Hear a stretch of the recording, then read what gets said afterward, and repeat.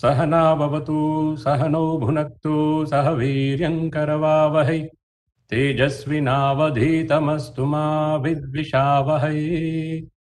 ॐ शान्ति शान्ति शान्तिः। हरिः ओम्। Good morning. This is our Vivekananda Study Circle, IIT Madras. This is the second lecture in our series on lectures from Colombo to Almora, where we are trying to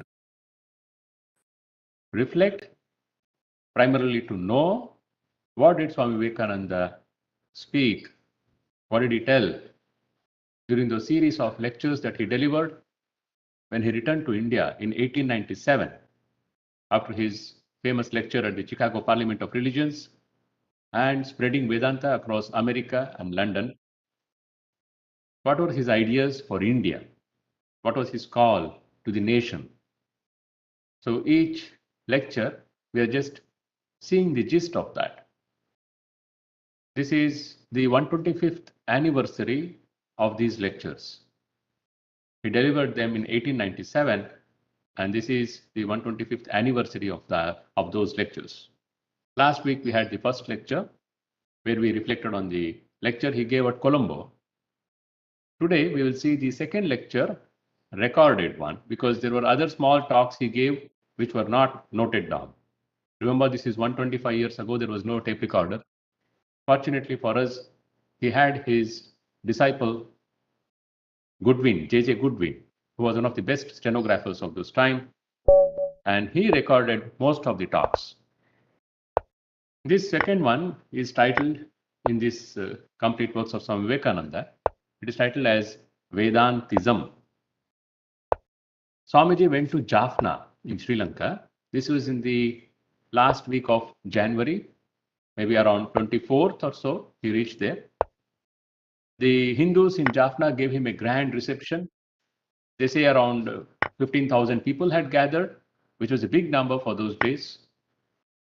And it was late night. He was received in a lighted torch parade. He went to the temples. He was welcome. Other community people also had joined because they wanted to see who is this man who has awakened the whole Hindu community in Sri Lanka. That evening, he gave a 1-hour talk, which is not recorded. But the next evening at 7 p.m., he spoke at the Hindu college on Vedantism for 1 hour 40 minutes he spoke. That 1 hour 40 minutes talk has been noted down. J.J. Goodwin noted down in shorthand. Later he transcribed it. That's what we have now with us. And there were present about 4,000 people in that campus, the elite of Jaffna society, and they were all electrified by Swamiji's words. In this talk on Vedantism, Swamiji gives the highlights of Sanatana Dharma. For us now, it may look like we all know this. What is there? But 125 years ago, Hindus did not know what Hinduism meant. Each thought his local custom, the practices, the superstitions, the customs that were practiced in his caste or in his region, that is what Hinduism was. Only the scholars and some community like Brahmins and others, only they knew the deeper and wider theories, truths, implications, significance of what is now known as Hinduism.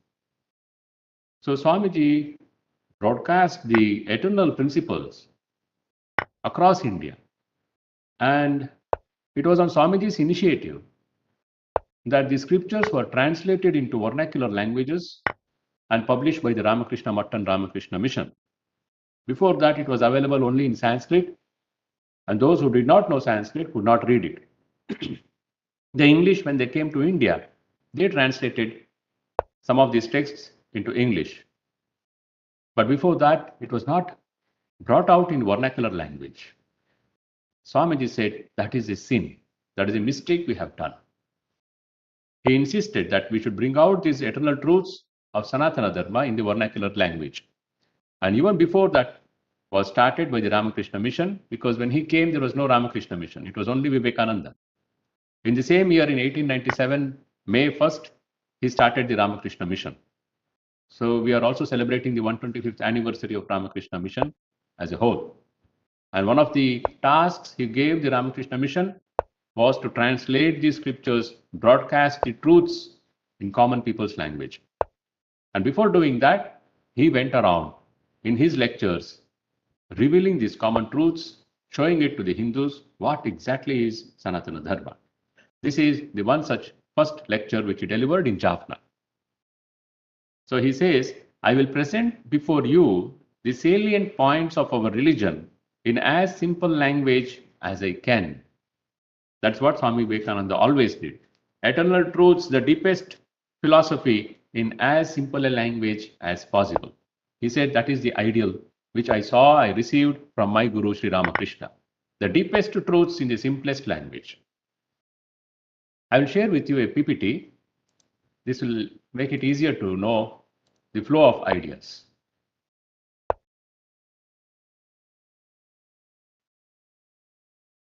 In this lecture, these are the main points.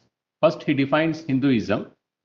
He begins by defining Hindus as Vaidikas or Vedantists, people whose religion is rooted in the Vedas. Then he talks about the books of Hindus, the Vedas. Then the core principles of Hinduism. What are these core principles? Then the practices of Hinduism. Based on the core principles, what are the practices of the Hindus? And finally, he talks about the task ahead of us. This is the general outline of this talk. Who is a Hindu? Swamiji says, the word Hindu, by which it is the fashion nowadays to style ourselves, has lost all its meaning. For this word merely meant those who lived on the other side of the river Indus. The Persians, when they refer to the people living on the other side, this side of the Indus river, Sindhu Nadi, it became Indus in the Greek language. And the Persians, they could not pronounce Indus, they made it Hindu. So they said all the people living on this side, our side of the Sindhu river, they called them as Hindus. But now we know, not all the people, not at all the people living on this side accept and practice Sanatana Dharma. There are Muslims, there are Christians, there are Jains, there are Parsis, there are so many others. So to call all the people living this side as Hindus will not work. So Swamiji says this came down to us, and during the Mohammedan rule, we took up the word ourselves. There may not be any harm in using that word, but it does not apply to everyone because there are so many other people living here. So what word should we use? Swamiji says, the other words which alone we can use are either the Vaidikas, Vaidika means followers of the Vedas, or better still, Vedantists, followers of the Vedanta. So Swamiji says, he would prefer to use the word Vedantist or Vaidikas. And in his lectures, Swamiji prefers more than Vaidikas, he prefers the word Vedantists. Because we are all finally, now the modern day Hindus, we are practitioners of Vedanta in some way, most diluted form also it may be, but it is Vedanta that we follow. What are these Vedas on which this whole Sanatana Dharma stands? Because I believe in Vedanta. It is not a question of even belief. I practice what has been discovered in the Vedas. So I am a Vedantist or a Vaidika. So what is this Veda? This is a mass of writing called Vedas. It is not the utterance of any one person. Its date has never been fixed, can never be fixed. And according to us, Vedas are eternal. What do we mean eternal? We will see. They were never written, never created, and existed throughout time. Just as creation is infinite and eternal, without beginning, without end. So is the knowledge of God, without beginning, without end. And this knowledge is what we mean by Vedas. So Vedas are eternal truths which are discovered and recorded. And this recording in manuscript is much recent, maybe 1,000 years ago. For thousands of years, This was just passed down verbatim by Guru to the disciple. And it was all in the mind, in memory. And that is also the reason why we lost so much of this discovered knowledge. Because when invasions came, they killed hundreds of these scholars. And we have a historical record that in the Nalanda, the group of people, the invaders who attacked Nalanda, they killed every scholar they saw. And with that scholar went all the accumulated wisdom of hundreds of centuries. Because this was a land where scholarship was revered, worshipped. Nobody would think of killing a man who has in him the accumulated wisdom of centuries. Nobody would think of killing him because with him will go all the accumulated knowledge and wisdom.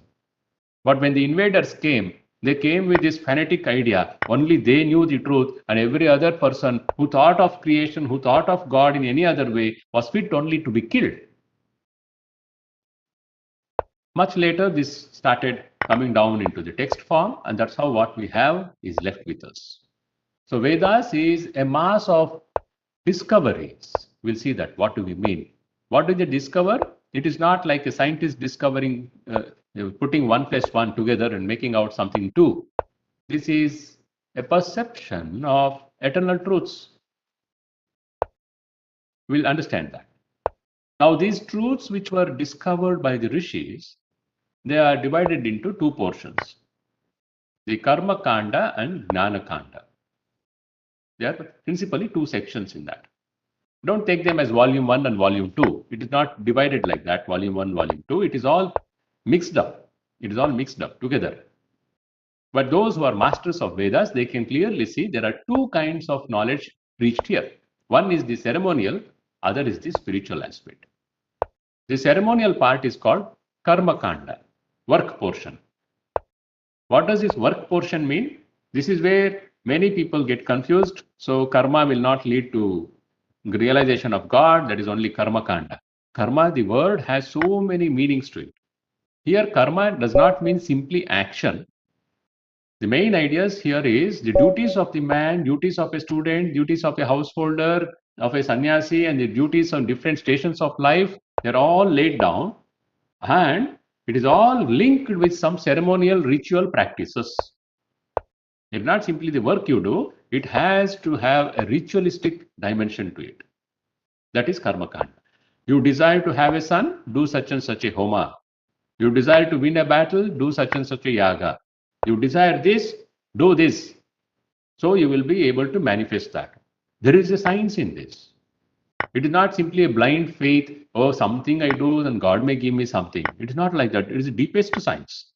The whole universe, the Rishis, the ones who discovered these truths, eternal truths, they were called Rishis.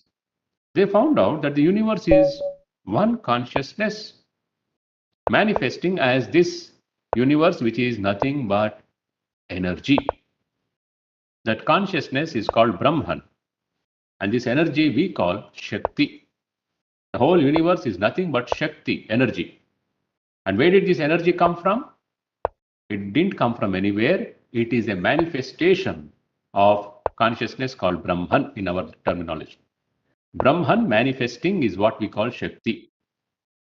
Sri Ramakrishna, Swami Vivekananda's Guru, repeatedly tells us, Brahman and Shakti are abhed. They are one and the same. There it is unmanifest, here that Shakti is manifest. Now, if the whole universe is nothing but Shakti, I can manipulate, if I know how to do it, I can manipulate the manifestation of energy. I am doing it. I am using the same electricity to have a light. I am using the same electricity to have this fan run and give me air, blow air towards me. The same electricity I am using to bring light into this room. I am manipulating that electricity called energy. These Rishis, they found out there is a way you can manipulate the manifesting energy itself. And if you manifest the manifesting energy, if you manipulate, you can have what you want. So that is the science of Karma Kanda, homas and yagas. There is no rainfall, there is nothing, there is something wrong here. They say, okay, manipulate the energy, manifest it as you want. And that was the science of yaga. That is called the Karma Kanda. In the same Upanishads, over centuries, people understood, finally I may manifest what I want, but is that the final truth? I may live for 200 years, 300 years. What does it really mean? What is the significance? Do I know who I am? I manipulate the energy, I experience, enjoy, and suffer the energy manifestation. But does that make any difference to knowing who I am? If I don't know who I am, what is the meaning of having all these things outside? So there was a gradual evolution. They started going deeper and they said, let us not stop at this manifestation of energy, Shakti, playing with Shakti. Let us go to that which is behind this manifestation, Brahman. We would like to know that. That is the Gnana Kanda, knowledge portion. That is where real spirituality comes. Karma Kanda is nothing much spiritual. It is about learning how to control this manifestation and have a better life and fulfill our desires. This spiritual portion, which is in the second part, Gnana Kanda, it is called Vedanta, end of the Vedas, the gist, the goal of the Vedas. Yes, the Vedas teach you how to experience this universe, handle it, control it, and have a better life. Yes, they teach you that. They also tell you there is higher than this, discover who you are. The essence of the knowledge of the Vedas is what we call Vedanta, and it is in the Upanishads. Swamiji tells there are so many sects in India because these Vedas, they are interpreted in different times by different people across this country. Naturally, there will be differences in the interpretation, and so many sects will come up. But all those sects, whether it is Dvaita, Vishishtadvaita, Advaita philosophy, or Vaishnavism, Shaivism, or Shaktism, or anything else, they must all acknowledge the supremacy of the Vedas and also acknowledge that the highest teaching of the Vedas is in the Upanishads, Vedanta. Now then Swamiji talks about the Rishis. They are spiritual discoverers. The mass of knowledge called the Vedanta was discovered by personages called Rishis. And the Rishi is defined as a mantra drashta, a seer of thought. Not that the thought was his own. It was there, he saw it. You can take the example of your mobile phone having a FM radio. The signals are there. Your radio tunes and catches that signal and you hear a beautiful song. You hear someone telling news and talking an interview, anything. Someone sitting hundreds of kilometers, thousands of kilometers away, that person's voice in real time, you're hearing here, using a small instrument. All it did was tune into that wavelength and it was able to realize, experience it. The Rishis did the same thing. They did not use any instrument. It was their mind. That was the instrument. Each mind is nothing but a small capsule of the universal mind. And a Rishi has, through that perfect control over his mind, the capacity to tune to that universal mind. And when he tunes into the universal mind, he knows everything. He sees everything because it is there in the universal mind before it manifests as this world. So Swamiji is telling us, whenever you hear that a certain passage of the Vedas came from a certain Rishi, never think that he wrote it or created it out of his mind. He was the seer of the thought which already existed. It existed in the universe eternally. This sage was the discoverer. The Rishis were spiritual discoverers. Just they discovered it, what was already there.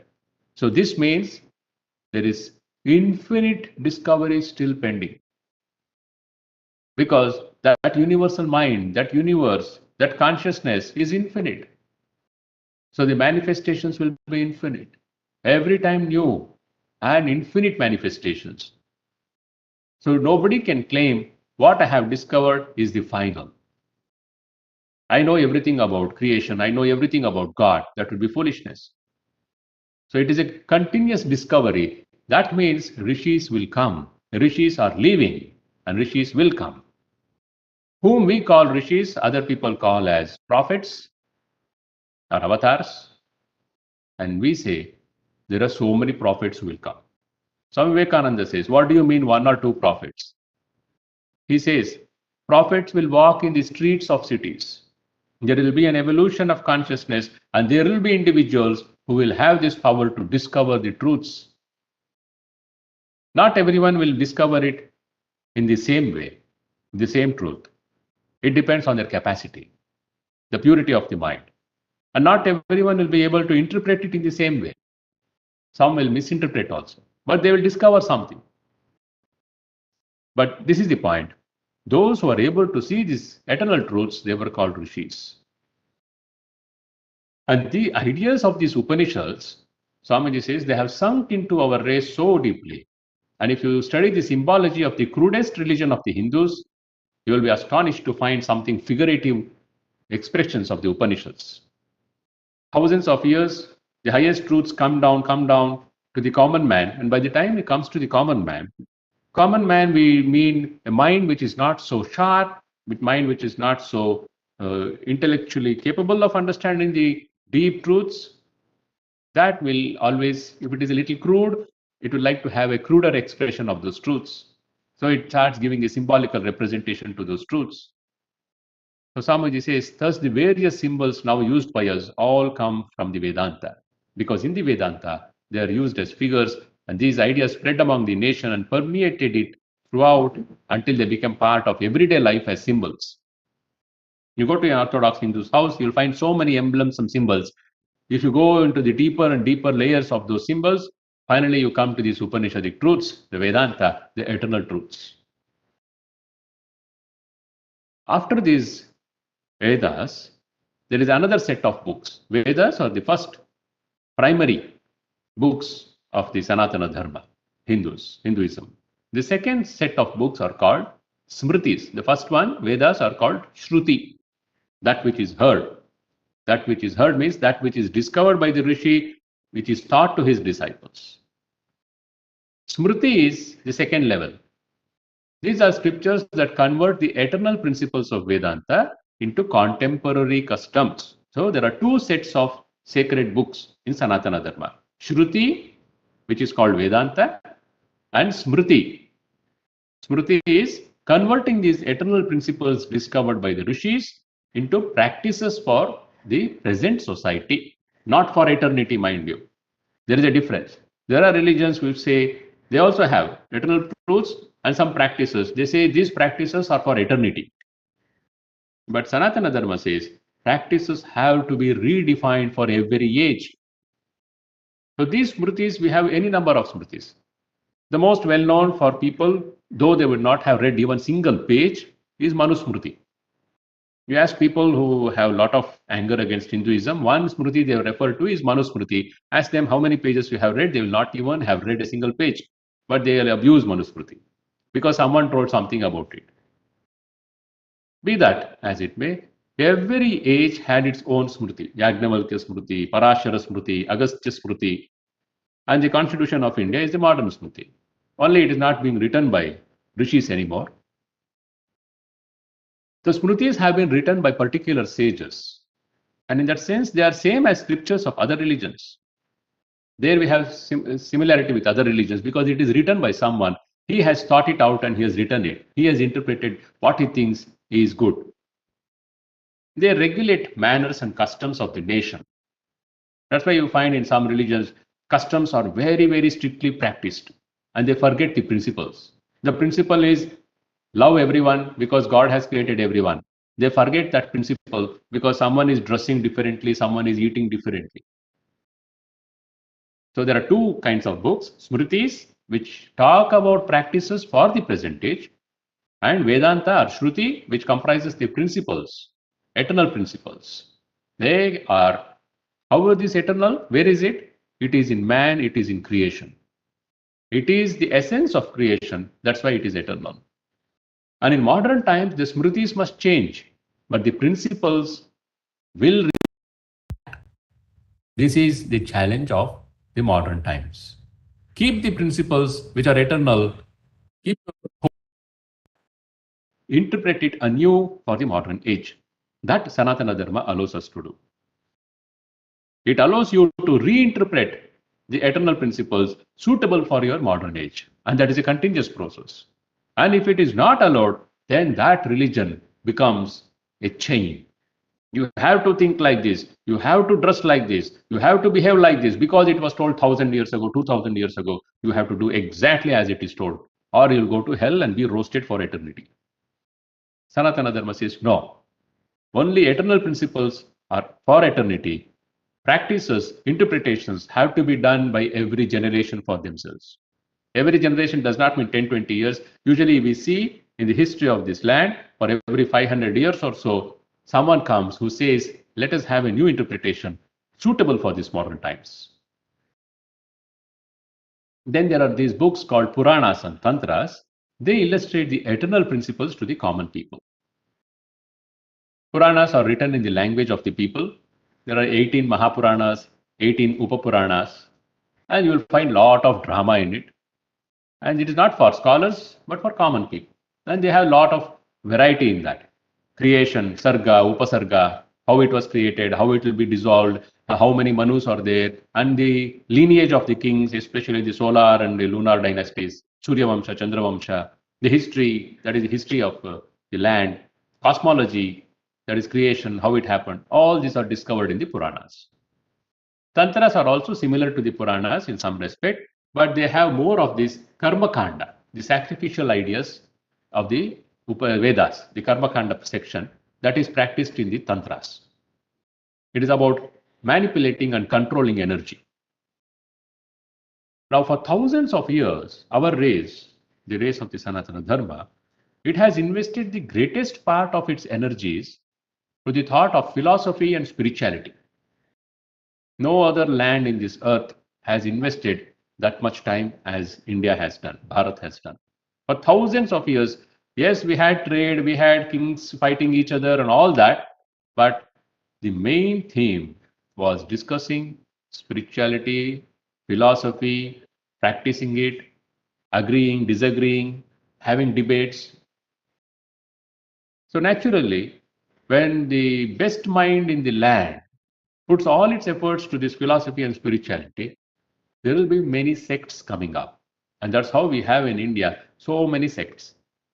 He is a Hindu, I am a Hindu, but our practices, our faith, beliefs, and all so different. Eternal core principles are same.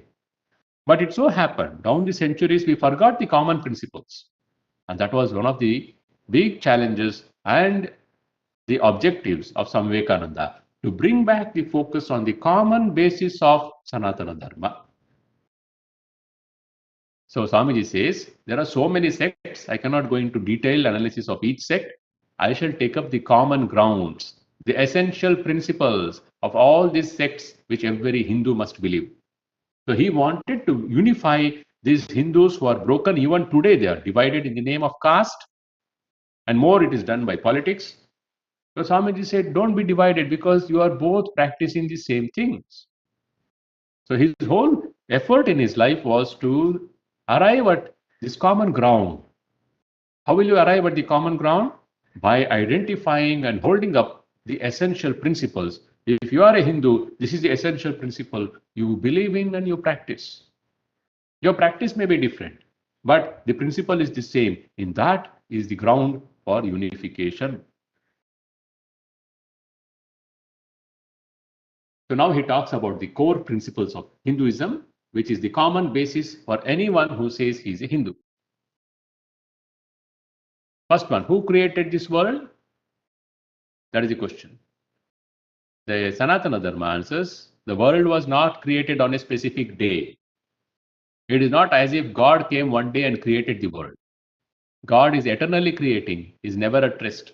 In the Bhagavad Gita, Krishna says, I never stop working. If I stop working, there is no universe. What do you mean? Krishna is sitting and working on computer. It is the manifestation. Working means manifestation. If that consciousness is not continuously manifesting itself, there is no world. This world is a manifestation of that consciousness. And that consciousness manifests, and also there is an involution. There is an evolution, there is an involution. Srishti, Sthiti, and Laya. Three words we use. It is manifested, It is present for some time and then it dissolves again. It is withdrawn. It is a continuous process, like something just coming up, going inside, manifesting, going inside. He says the whole universe is just doing that, manifesting, coming back, manifesting, coming back. So this is an eternal process. The Sanskrit word for creation, properly translated, should be projection and not creation. Creation is the English word, English Christian idea of how this universe was created by God in a day. Sanatana Dharma says there is no such thing as one day God suddenly created. It is not logical, it doesn't work like that. So the word we use is srishti, that is projection. So Swamiji says, to say therefore that the world had a beginning is utter nonsense. No question can occur as to its beginning or its end. Therefore, wherever in our scriptures the words beginning and end are used, you must remember that it means the beginning and the end of one particular cycle and no more than that. There are repeated manifestations and repeated involutions, evolution and involution.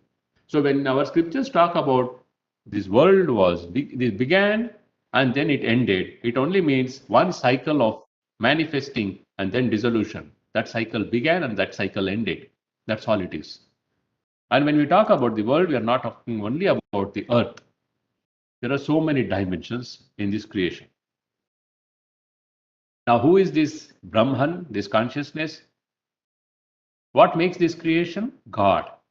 Although we use the English word God, there is a good deal of difference in meaning. It is better to confine to the use of the Sanskrit word Brahman. Brahman is the general cause of all manifestations. What is this Brahman? He is eternal, eternally pure, eternally awake, the Almighty, the All-Knowing, the All-Merciful, the Omnipresent, the Formless, the Partless. He creates this universe. Swamiji is using the word He. Don't be confused about gender. Later he says, this is the practice. Actually, it is no gender there. It is the word. That consciousness has manifested and this universe is there. That consciousness dissolves, universe ends. And this is a continuous process happening. So that consciousness we call Brahman. God is not the right word for that. We have an understanding of God in the creation. When that manifestation happens, there is special manifestation which we call God. It's a personal God. This is another aspect which Swamiji will touch later. Now, how to explain inequalities, competition, cruelty in creation? If God has created, we don't use that word, mind you, we don't say God has created. If this universe has manifested, consciousness has manifested as this universe, why has it manifested like this? This man is blind and this man is deaf and this man is suffering and this man has everything. Why do you see these differences, inequalities? And this man is doing so much harm to the other person. Why this cruelty? So Swamiji takes it as the question, is God partial or impartial? He says, God's mercy falls equally on all people. It is we who make the difference. God's mercy is like a cloud of rain, which falls equally on all fields. But it is the well-cultivated field that gets the advantage of the shower. If the field is cultivated, rain falls, you will have paddy or whatever it is you are sowing. If it is a neglected field, you will have a better good jungle. But the cloud of rain, the rain itself is not to be blamed for it. God's mercy is equal for all. So what do we mean? Cultivating the field. Cultivating the field means action. Karma is the word we use. And the fruits of this action, which is called karma phala, this is of so many lifetimes. We have had so many lives, so many births earlier. It is a repeated cycle, you see. So the fruits of those lifetimes, they determine the quality of this life's field. In this birth, what is the quality of the field is determined by what I did in my previous lifetimes. How well I maintained this field, how hard I worked to till this field, that has determined the quality of the field I have now in this birth. I am blind, or I am lame, or I am dumb, or I have so many difficulties. Field is not just body, mind, and the world outside. All this together is what we call field. And the grand truth is, we have the freedom to make better use of this land in every birth. That is the beauty of life. The field I have is what is the result of what I did in previous lives. Now I have the option, the choice to be a better farmer and till the land better. So here it is not about God, it is about the individual soul. Swamiji will talk about that later. So why are some people happy and some unhappy? It is the law of karma. It is not this birth that is responsible for people's happiness or unhappiness. What they did in the last birth or a number of births is responsible for this difference in the current life. This is the law of karma. Each one of us carries within us the burden of our past, and therefore we are responsible for what we suffer. Yet each of us is the maker of our own fate. That free will, the freedom to do a better tilling of the land, that freedom tells I am the maker of my own fate. Therefore, we alone are responsible for what we suffer, and we are also free to transform our circumstances. Whatever it is, you can change it by the force of your effort. Purushartha, it is called. Life is eternal. Past lives, present life, together will decide our future lives. The sum total of our past is creating our present. And each of us, we have differences in the present because what we have brought from the previous lifetimes, what was the nature of our work, the karma phala, that has made the difference in this present life. Now, wherever I may be stationed, I have the freedom to do a better tilling this time so that my future life will be under my control and it may be better. Now, having said this, the highest purpose of Sanatana Dharma is not for creating a better future life. We'll see that in next few points. So, Swamiji's quote, the human will stands beyond all circumstance. Before it, the strong, gigantic, infinite will and freedom in man, all the powers even of nature must bow down, succumb and become its servants. Law of karma is controlling me. Yes, it is controlling me. It has decided the quality of my field. Yes, it has decided. But I have something which is beyond the power of karma. That is my will, my Ichha Shakti. If I can develop that Ichha Shakti, I can transform this field. I can change my experience of life. For what purpose? What is the highest purpose? That Swamiji will later point out. That is to discover myself, not for better enjoyment or better manipulation of energy, better manipulation of life. That is not the highest purpose of life. The highest purpose is not even about bothering about how I handle this energy manifestation, but discovering the source of this energy, which is also my true self. So what is the soul? Repeatedly you're telling, discovering myself. It is not about manifesting and manifestation or being engaged with that manifestation. It is about being engaged or concerned about that which manifests. So what is that? What is the soul? The Atman is the real soul of man. Look at the diagram. Outside is what I call the body, my gross body or Stula Sharira. This is the first layer. Inside that is the subtle body or Sukshma Sharira. Stula is gross body. Sukshma is subtle body. This is the second layer and it lies behind the gross body. And what is this Sukshma Sharira? It is the mind. The fine mind made of fine particles which goes from birth to death and death to birth. So when this body dies, the Sukshma Sharira, that is the mind and the Ahankara, ego, it does not die. It remains. And according to the karma phala, it takes another body. Now the Atman is behind the mind. The mind is also not the final truth of my personality. The mind is only a manifestation because mind is also fine matter. Stula Sharira is gross matter, mind is subtle matter. Swamiji, can you Yes. repeat what you said just now? I didn't Yeah. get it. The body is the gross matter, and inside this body there is the Sukshma Sharira, which is subtle matter. And this subtle matter is what we call mind. And an aspect of the mind is also what we call ego. These are so many sects, they give different terms for understanding this. Simplest Vedantic term is this. There is this gross body, there is this energy manifesting this gross body, and inside this, there is something subtler which leaves behind this gross body. When the gross body dies, it continues to exist. That is called Sukshma Sharira. What exactly is Sukshma Sharira? Manas. And Manas, what does it mean? It has Buddhi, it has Ahankara, different aptitudes or different functions of the same thing called Manas.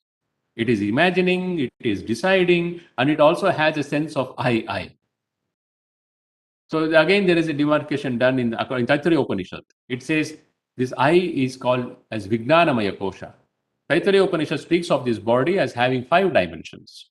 Sthula Sharira, that is made from Anna, Annamaya Atma. Then this Annamaya Atma, gross body, is animated. So that is called Pranamaya Atma. Atma manifesting as gross body, Atma manifesting as Prana, which animates this body. And if the Prana goes, we say Pran Chala Gaya, and we burn the body because it is decaying. And before the manifestation as Prana, there is something mind, Manomaya Atma. And again, the Taittiriya Upanishad says, Manomaya Atma, before this Manomaya Atma manifests, there is something. It is called Vijnanamaya Atma. I. They say it is I. I. It is also the will, the dhruti. Swamiji says, will has 2 strands in it, consciousness and matter. The Upanishads say that universal being, which we call Brahman, said, I shall be. And then manifestation started. So that I shall be, they say, they would like to term it as Ichha, the will, I shall be. So will can also be seen as desire, not at our gross level. The desire to manifest. So will is the connection between consciousness and matter. That will is also known as I, Nan, Me. Not me so and so, just that I, Spurana it is called. That consciousness which simply says I. The moment, the fraction of a moment when we come out of sleep, it is only I. Next fraction of a second, I man or I woman or I happy or I unhappy, I have to do this, all those things. Million things come within 30 seconds. But initial second, it is simply I. That is also known as Vijnanamaya Atma. And behind everything, behind that, they say behind that also there is something called Anandamaya Atma. These are different layers of human personality discovered by some Rishis and recorded in the Taittiriya Upanishad. In another Upanishad, we say they talk about it as Sthula Sharira, Sukshma Sharira, Karana Sharira. They say 3 levels. Because mind you, Sanatana Dharma is not the discovery of one prophet or one person, and that is for eternity. There are hundreds of people who discover these truths. How can hundreds of people discover? Because they are eternal truths. Your radio can catch the tune. My radio also can catch the tune. But the reception quality depends on your antenna. So how they interpret it, how much they understood depends on their capacity. Each one brought something. And the greatness was they exchanged ideas. And when they saw there was a better understanding, they accepted it. And they said, I am your disciple. Please teach me. That's why you see Shankaracharya goes, Mandaramitra says, I accept you now as my guru. Teach me. I understand you have a better understanding of truth. So the highest purpose in those days was discovering the truth as it is. Not trying what I have discovered is perfect. You don't agree with me, I'll cut off your head. You don't agree with me, I have to convert you to my truth. Or else you will go to hell. That has never been a Sanatana Dharma stand at all. It says, I have a better understanding. Argue with me. See, if you are convinced, accept mine. You don't, you are free to go ahead. But you will not go to hell for that reason. So here is the gross body, and behind that is the subtle body, Sukshma Sharira. Behind that behind means the manifestation is gross, and before gross, there is Sukshma. Before Sukshma, whatever it is that was manifesting is called consciousness, Atman, as an individual. This is the soul, the self of man. Soul again is not our word. Atman is the only word. Atman is separate from the mind as well as from the body. And this Jivatman goes through birth and death accompanied by the mind. In the West, Manas is often identified as soul, but the Hindu regards the soul as a manifestation of God. Because in the West, they have a different conception. Soul means mind. Only now this Indian thought has brought some change there. What is the soul? We cannot understand God in our scriptures without knowing the soul. Souls are without beginning, without end, because it is consciousness and immortal by their very nature. In every man and in every animal, however weak, wicked, great, or small, is the same omnipresent, omniscient soul. Soul or Atman is separate from the mind as well as from the body. So the truth behind the world, if I want to know what is that reality behind this world, that reality, it cannot be understood by studying the manifest world because it is a gross manifestation. If I want to realize the truth, the reality behind this world, I'll have to go inside. Nature has two kinds of manifestation. One, manifestation outside, another which is inside. Now, if I want to seek the infinite truth, I cannot seek it outside. You may send the biggest rocket and search this universe galaxy for next 10,000 years. There will be no end to that.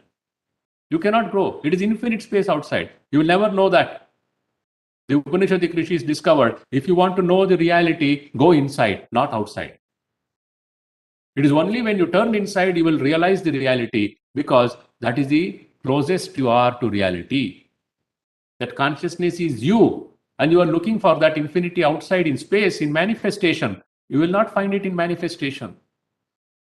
That infinity is before manifestation, not in manifestation. This manifestation itself is so huge, your mind boggles. It cannot even imagine that. 100 trillion galaxies.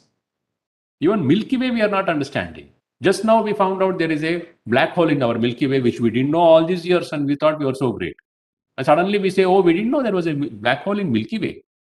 And this is a baby galaxy, Milky Way. And there are 100 trillion galaxies. You can't even imagine 100 trillion. And that many galaxies, each one, we don't know, infinitely big, so big. So how will you understand infinity going outside? The Rishis said, not outside, go inside, because they call it Hridayakasha. Not in the Bahyakasha, it has to be discovered in the Hridayakasha, in your heart, because that from which this world has manifested, that is inside you. You are that. That is inside you is also a wrong language. How do you explain something using some manifestation? To say it is inside me is not a correct way. But how else can you say? That's why it is told silence. You cannot talk about it. You have to discover. Then how will I help others to discover? How will I discover if you don't teach me? Someone has discovered it. He has to teach him. He has to use words. He has to use ideas. He cannot see the moon. So he says, can you see the tree? Yes. Can you see the branch? Yes. Can you see that this? Yes. Now behind that is the moon. So like that, it is just to help you to turn inside. So to say Atman is inside me is again a wrong way of putting it. But that is the only way you have. You are the Atman. You are not something outside or other than the Atman. You are the Atman. You are consciousness. But I am now thinking I am the body. I am a man. I am a woman. I am happy, unhappy. I am fat. I am rich. I am stupid. I am intelligent. I have exam. I have this fear. When your identification has been so much enmeshed in this manifest gross material, you have to tell, oh, you think you are this? No, you are consciousness. Oh, what is this consciousness? Where is this? Oh, that is your true nature. Where is it? It is inside you. That is how we say it is inside me, Atman. Otherwise, I am just the Atman. But I think I am something else, and that's where I have this problem. There's a wonderful example of two birds. We'll not go into that. The bird below sitting on the tree, eating all the fruits, some bitter, some sweet, sometimes bitter, sometimes sweet. That's what we are doing. Some pleasant, pleasurable experiences, sometimes miserable experiences. Once in a while, when it eats bitter fruits, it gets sick of this tree of samsara. It looks up, there is another bird, a golden, shining bird, sitting peacefully, blissfully, without eating any fruits. And every time he sees that upper birth bird sitting on the branch above, it hops one branch up. Slowly it evolves, and as it comes closer to the upper bird, this bird starts reflecting the light of the upper bird. And when it is very close, suddenly there is a discovery.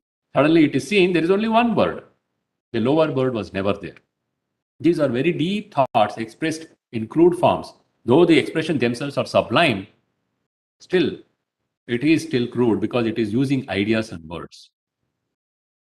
So in every man, there is the same Atman. And it goes from birth to death, death to birth. That is the Jivatman who is identified with body mind. So if I want to know the reality of the universe, I have to discover it inside, not outside.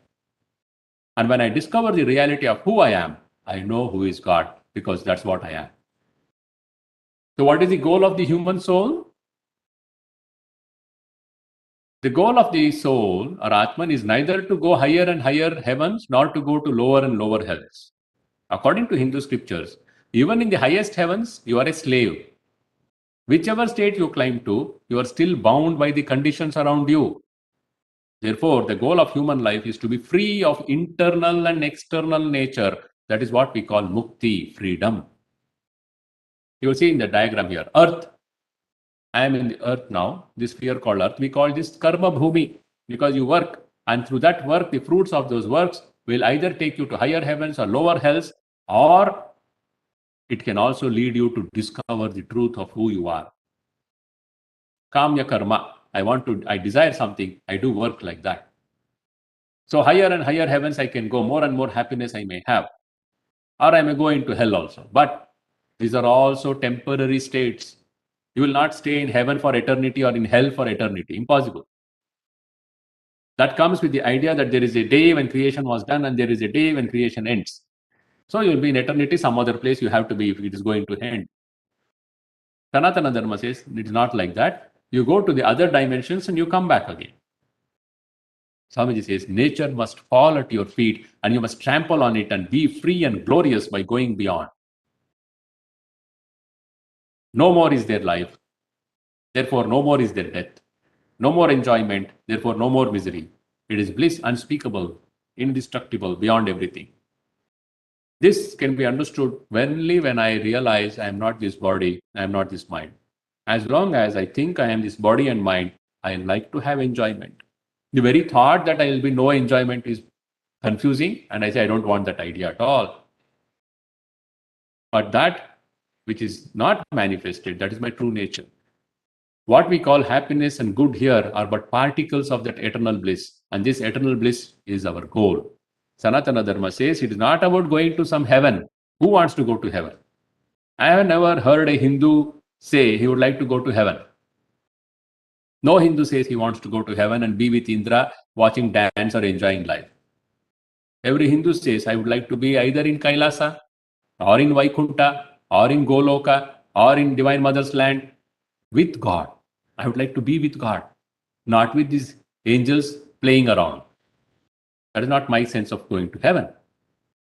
And the highest idea here is not being with God, being God, or being that consciousness, discovering that my true nature as consciousness. Being God is again not the right way of putting it. But Sanatana Dharma has every level of understanding and we accept it. We'll see that next. What is the cause of birth and rebirth? And what is the cure? It never ages. The ancient one is always the same. How did it come down to earth? How did this consciousness manifest? There is one answer in our scriptures. Ignorance, ajnana. Why did this consciousness manifest and feel that it is bound? That is called maya. It's also called ajnana. It is through ignorance that we have become bound, and knowledge will cure it and we'll again realize our true nature as consciousness. So how will this knowledge that will remove this maya or ajnana come? Through bhakti, through love, by worship of God, by the loving of all beings as the temples of God. What is the relationship between Jivatma or the soul and God? There are two types of relationships: personal relationship, impersonal relationship. What is this personal relationship with God, the Creator? In this understanding of universe, God is viewed as omnipresent Creator. He is the preserver. He is the destroyer of everything. He is the eternal Father or Mother. We prefer to call Mother. One who is eternally separate from us and from all soul. God is always separate from me. And liberation is coming near Him and living in Him or in His place. This is the dualistic approach to truth, saying there is God, there are these Jivatmas, there is this universe created by Him. So God is separate from the nature, the Prakriti, Prakriti in the form of Jivatmas and also the nature. So we have three main philosophies there: Dvaita, Vishishtadvaita, and Advaita. The highest is Advaita, but that does not mean the others are wrong. We are using the word highest experience. In the manifest level itself, the understandings by these acharyas have been different. They will not agree that the whole universe is one consciousness. If you read Madhvacharya, the one who very strongly founded Dvaita philosophy here in South and across India, you will be amazed by his logic. But the truth is, it is not through logic that reality is perceived. It is experienced. And this universe which has manifested, the infinite truth which has manifested as this universe, it can be experienced in infinite ways. So that does not say it is wrong. It is one way of realizing, experiencing the truth. Fine for you. Fine enough. No problem. What is the impersonal relationship with God? In this understanding of truth, it is an impersonal, omnipresent being. Adjectives are removed. Oh, he is so grand, he is so blissful, oh, he is so kind, he is so compassionate. All these adjectives are removed, superfluous. It is illogical to call that consciousness as good, bad. So we have the form of Kali. He is having the Rundamunda, skulls as her garland. And she is having a sword and a cut head, severed head. It is cutting off the bondage to the body. The Rakshasa is not some Rakshasa. It is the animal nature in the manifestation. That is cut off. And she is blessing me to have that realization. So the Hindu concept of God is not that only God is all goody-goody fellow and all the bad things, horrible things are done by the devil, the shaitan. If you want to call like that, you will have to say shaitan did all the horrible things. God never did these bad things. But when you're talking of one consciousness, there is no good and bad there. All these adjectives are removed.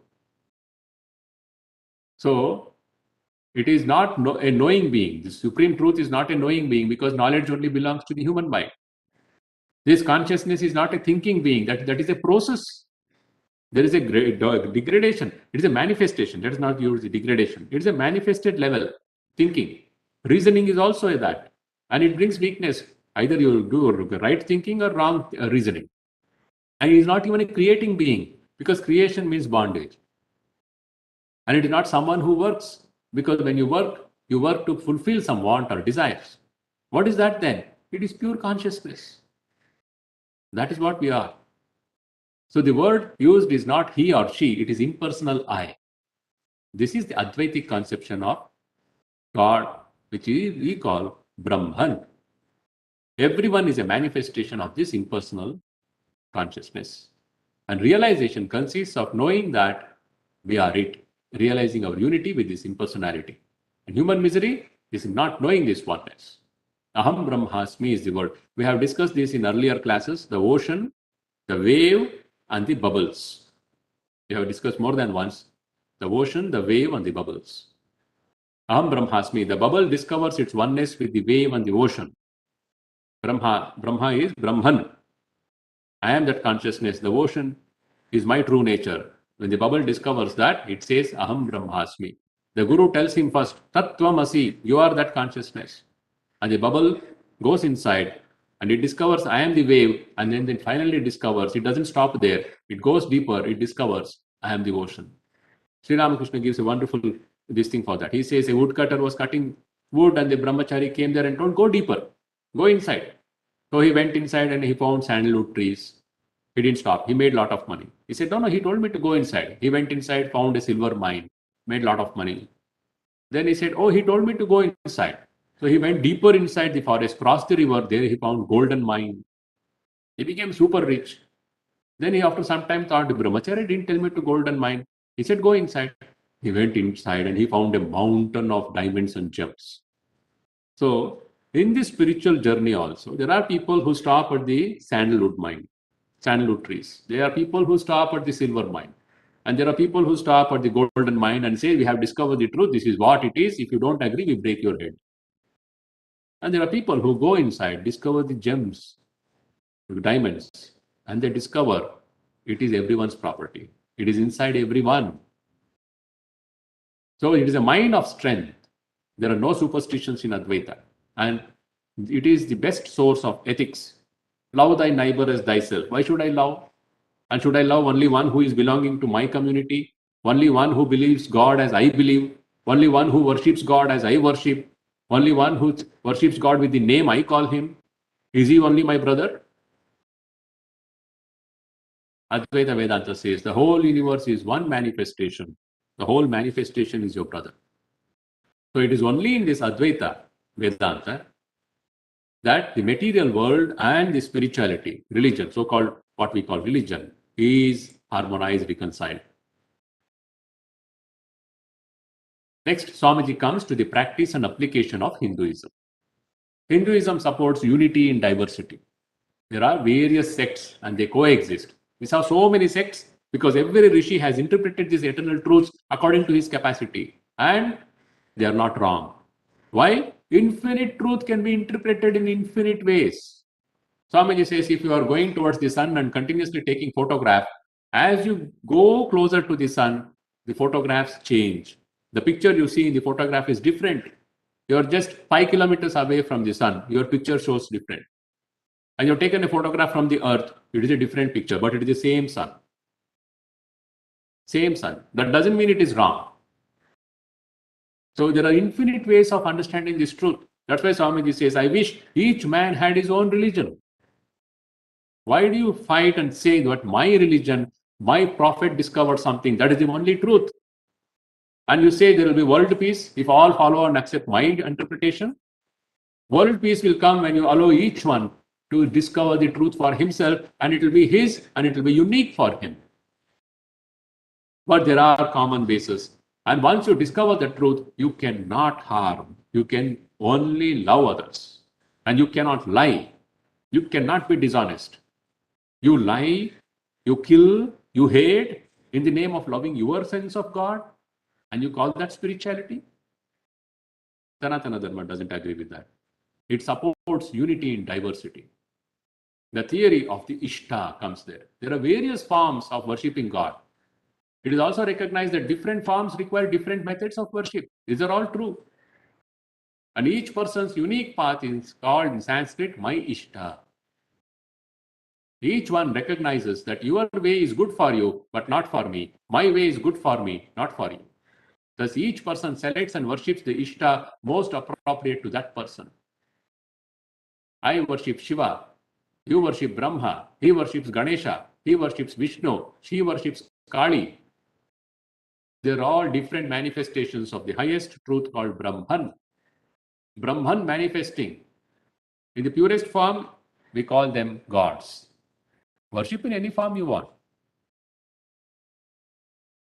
Contrary to the theory of Ishta is the view that everyone is to have the same religious opinion and takes the same path. The consequence of such a contrary viewpoint is that all religions and all thought are destroyed. Not only that, since variety is the soul of life, when variation dies out, creation itself dies. What is the Hindu response to the idea of one God? Oh, there is only one God, only one way to pray and only one name for him. Hindu says we have no quarrel with any religion in the world. And when we see people coming and trying to force any one way on us, we laugh at them. We have no quarrel with any religion in the world, whether it teaches men to worship Christ, Buddha, or Muhammad, or any other prophet. We have no problem. Welcome, my brother, the Hindu says. I am going to help you, but you must allow me to follow my way too. That is my Ishta. Your way is very good, no doubt, but it may be dangerous for me. My own experience tell me what food is good for me, and no army of doctors can tell me that.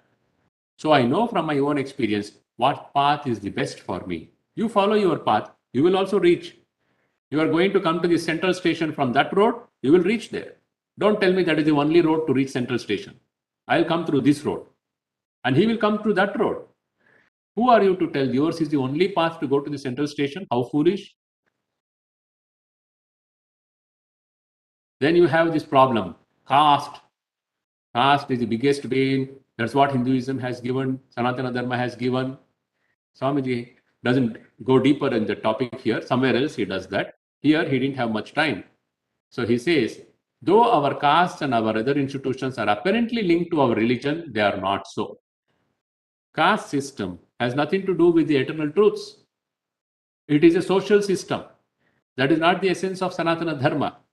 Because you never had the brain or time or interest to know what is the common eternal principles of Sanatana Dharma, it has just come down to you some social practices called caste system. And you think this is your Sanatana Dharma? Because you practice some caste rules, you think you are a Hindu? Whether you practice a caste rule or not, that has nothing to do with your Hinduism. Hindu religion preaches inclusion of everyone and exclusion of none. Practicing caste is not Hinduism. It is a social custom which has lost its meaning. But don't blame that for that. If not for that, Sanatana Dharma would not have been left at all. The whole land would have been converted and wiped out. It is through these institutions that Indian society was able to have some measure of stability through many ups and downs over scores of centuries. They held together in small groups. That's how they protected what had come down. But in the process of protecting themselves by being forcibly converted or killed, they lost the essence also. And it also happened that small group which was supposed to spread, teach the essence to the common people, they were also finished. There was nothing left. So the common man held on to what he knew, the gross form, the smritis, they became more important. The Shruti, the Vedas, the Upanishad, the ones who had learnt it, they didn't teach it. They kept it in Sanskrit and they were also finished and they also lost. And the common people who had no access to it, they only knew the gross forms of it. Otherwise, he only would explain to them. He is no longer there. He also has lost his capacity. And what is left is only the dross practices. And they say this is Hinduism. What is the task ahead? Swamiji says two important tasks. First, importance of the impersonal God in the India of the future. The idea of the impersonal God teaches us to be strong. This teaches us not to think of ourselves as weak, but as strong, omnipotent, omniscient. All knowledge is in me, all power, all purity, all freedom.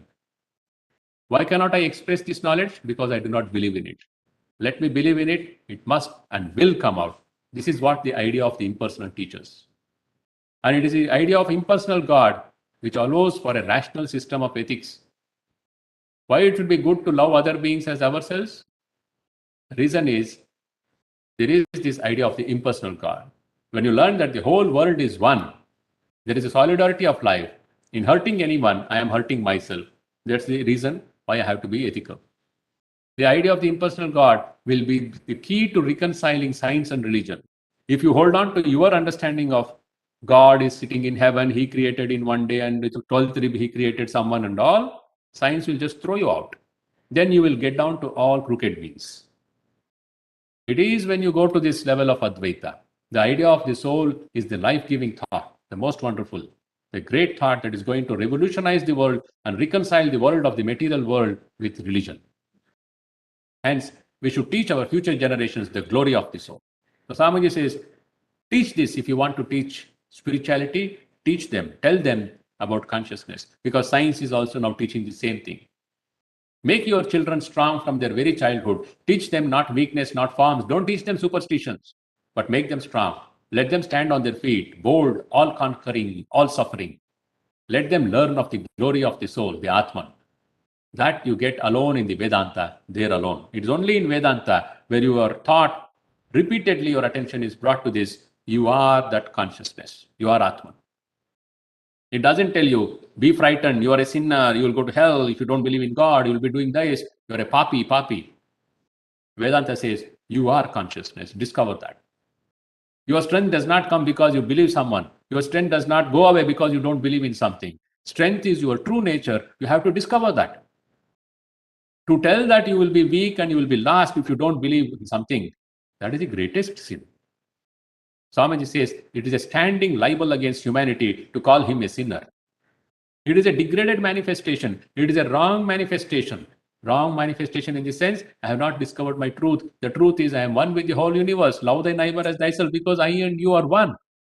Not in the terms of believing and practicing. In essence, it is one consciousness. It is the ocean manifesting as the wave and the wave manifesting as the bubbles. And we are multiple bubbles. We know we have the same source. And that I call it ocean.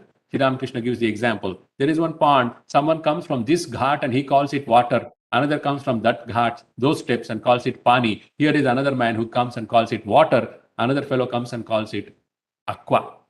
But it is the same water they are carrying. And each comes with a different kind of pitcher. He comes with a bowl, he comes with a long pitcher, he comes with a plate or tray or a bucket. And they take it according to their capacity. Whatever form they have brought, the water takes that form, that shape. And they say this is the shape of it. Again, he gives another example. 5 blind people went to see an elephant. One touched the trunk, one touched the leg, one touched the stomach, one touched the ear. And each one understood the elephant differently. One told, oh, it is like a banyan, this a banana tree. He had touched the leg. Another told, you fool, it is like a big drum. This fellow had touched the stomach. Another said, you two fools, it is like a big water pipe. He had touched the trunk. Another said, you all the 4 are idiots. I know what is elephant. It is like a big winnowing fan, which is used by mothers for cleaning the rice. He had touched the ears. They were all correct, but they are not completely knowing the truth. And nobody can know the final completeness of the truth because it is infinite. But the problem comes when you claim what I have understood, discovered is the only truth. And if you say you don't practice this, you don't believe this, such and such bad things will happen. You are bringing superstition, you are bringing fear into the mind. Swamiji says the future of India should stand on this impersonal understanding of God that doesn't deny the existence of personal God. That infinite impersonal consciousness manifests as God. Worship it. But don't claim this is the only way. And don't say if you don't worship this, you'll go to hell or you will be done something. It is all understanding each individual has by the instrument he brings, that is the mind. That water vessel I told, a jar or a cup or a bucket is the capacity of your mind. The purer the mind, the better the understanding of infinity. But it will never be the final statement on that. Second call Swamiji gives, take up the duty of the age. What is it? Disseminate spiritual knowledge. India is an eternal fountain of spirituality. We have a vast treasure of spiritual ideas. And we have noble examples of practical spirituality. So many saints, they have shown us what is practical spirituality. It is not simply reading, memorizing all the shlokas with numbers. That is nothing to do with spirituality. Has your heart opened? Can you love this manifest universe? Or will you claim, I know so many shlokas with numbers, everything? Both these have to be made the common property of all. The spiritual ideas and the practical implementation of those ideas have to be made the common property of all, rich and poor, high and low, not only in India, but all over the world. This is one of our greatest duties. This is the challenge Swamiji poses to all the followers of Sanatana Dharma. Discover the eternal truths which are inside you, which is recorded in your scriptures. Bring it out. Show the practical application of it. Practical application is smriti. The tapas and other hard yogas that were practiced in other yugas do not work now. What is needed in this yuga is giving, helping others. Repeatedly in these lectures, Swamiji talks about dhanam, charity. What is meant by dana? The highest of gifts is the giving of spiritual knowledge. Next, giving of secular knowledge. Next, saving the life. Last, giving food and drink. He who gives spiritual knowledge saves the soul from many, many births. He who gives secular knowledge opens the eyes of human beings towards spiritual knowledge. And far below these rank all other gifts, even the saving of life. So begin with this, food and drink. People are very happy. Annadanam, they'll give a lot of money and they think they have done great work. Saving life, yes, I helped him to get a treatment and something, I saved his life from danger. Secular knowledge, yes, I helped him to stand on his feet, earn his livelihood, have self-respect. Very good. Highest is spiritual knowledge. And to give, I should first have it myself. I should earn it. And then he gives a final word of caution. Avoid jealousy and one-upmanship. For ages, we have been saturated with awful jealousy.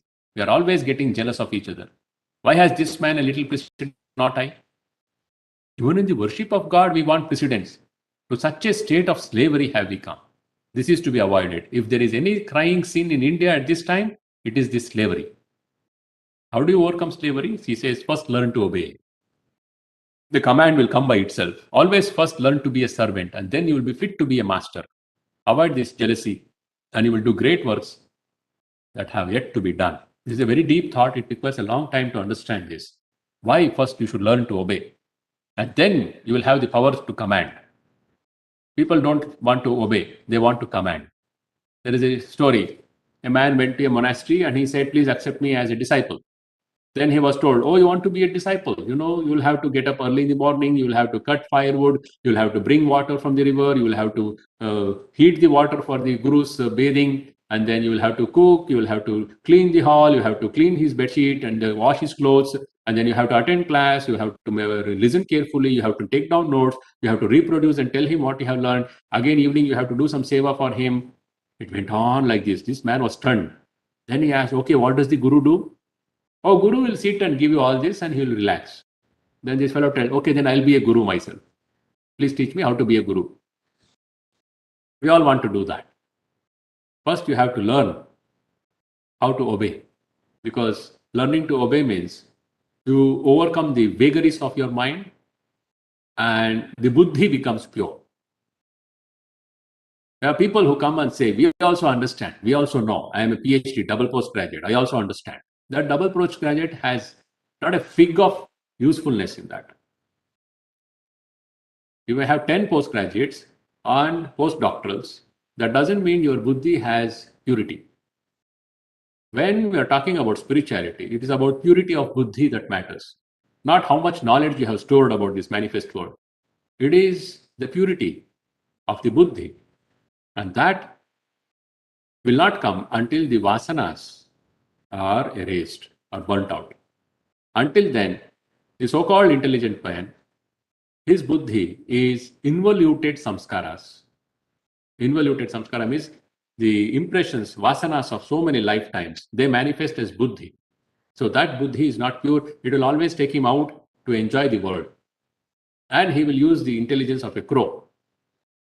So they say, first obey, purify your buddhi, then you will have the capacity to command. In India, in his time, Swamiji saw everyone wanted to reform Hinduism. And they had no clue what was the essential principles. There were so many reform movements in India in his time. And they wanted to wipe out whole of Sanatana. We are weak, we are slave because of Hinduism. And there were groups of people, other religions, we said, yes, you are slave country because you follow Hinduism. Give up Hinduism, you will no longer be slaves. And there were so-called educated Hindus who said, we are slaves because of Hinduism. Because Hinduism means casteism. That's why it is very bad. It was your mistake that you never knew what are the essential principles. And it was these invasions which killed this system. And it is also true, there was the mistake of this group of people who were supposed to disseminate this knowledge. So Swamiji says, disseminate these spiritual truths. This is your highest duty. You think you are a Hindu? Learn it.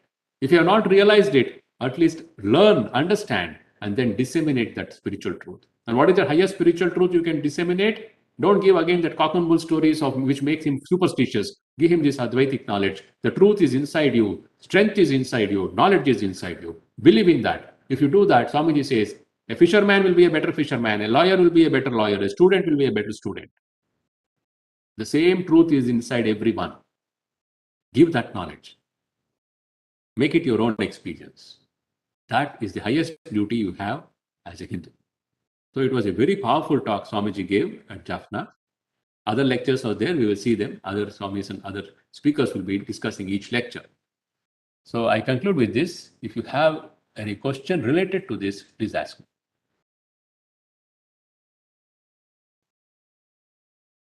Thank you, Maharaji. Yeah.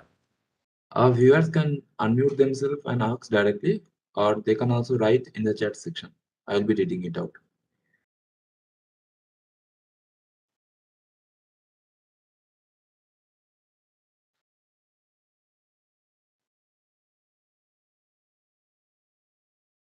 Please read this lecture, Vedantism.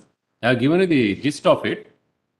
And it is also the PowerPoint I presented you. It is on the website, vivekanandaway.org. You will find all those lectures. Vedanta Kesari, we have serialized this. It is still coming. It is still coming in Vedanta Kesari. Now we are doing this lecture, the work before us. So every issue, 4 pages.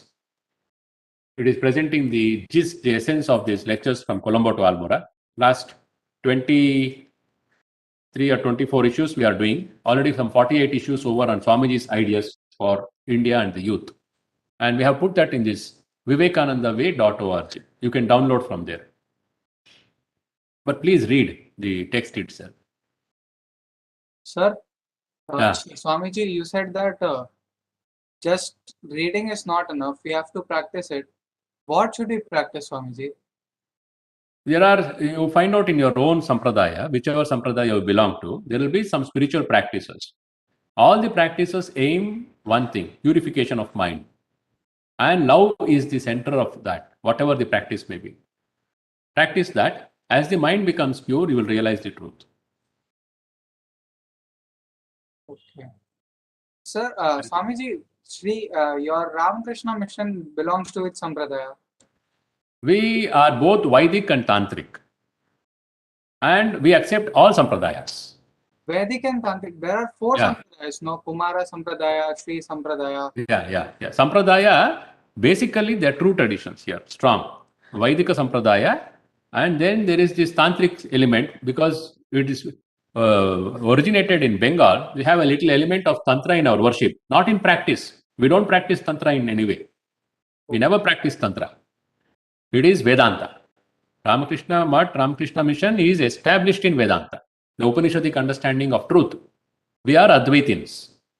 We accept the final truth is that Nirguna Nirakara, and I am that. But in practice, we are also more like Vishishtadvaitins. We understand that it is easier and it is necessary for most of us to have an Ishta Devata. And we have people coming